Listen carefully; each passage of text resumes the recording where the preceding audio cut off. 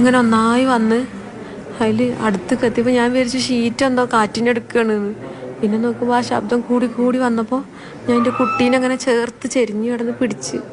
അപ്പോഴത്തേന് ചുമരും ഒന്നായി മേലൊക്കെ എൻ്റെ മേത്തേക്ക് വീണ് ബേക്കോട്ട് പോയി. ഞാൻ എൻ്റെ കുട്ടി ഒന്നായിപ്പോയി വിത്തി അടിച്ചു പോയി. എൻ്റെ വാപ്പയും അമ്മയും അവരാദ്യം പോയി, അപ്പം ഞാനും പോയി.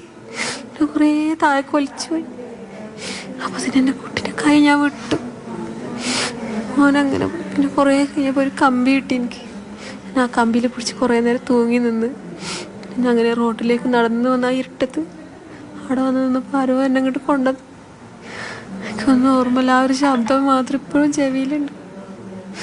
എൻ്റെ മോനും പാപ്പയും ഒന്നിച്ച് പോയി. എല്ലാം പോയി. ഞാൻ ഒറ്റക്കായി.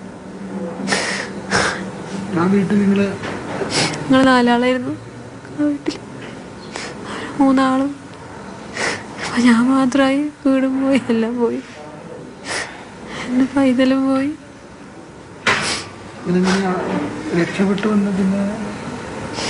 ഞാൻ പിന്നെ നടന്ന് റോട്ടിലേക്ക് വന്ന് ഏതോ മതിലിൽ കൂടെയൊക്കെ കയറിയിട്ട് അപ്പോൾ തന്നെ എൻ്റെ കുട്ടീനെയൊക്കെ ഒന്നോ കിട്ടി. ഇപ്പോഴാണ് അവരെ മറവ് ചെയ്തത്. അറിയില്ല, ഞാൻ അവരെ കണ്ടിട്ടില്ല. 3 ആളെയും കണ്ടിട്ടില്ല. നാളെ ഒന്നും അറിയില്ല. ആ ഒരു ശബ്ദം മാത്രമേ ഉള്ളൂ ചെവി. 1 മണിയൊക്കെ ആയിട്ടുണ്ടാവും.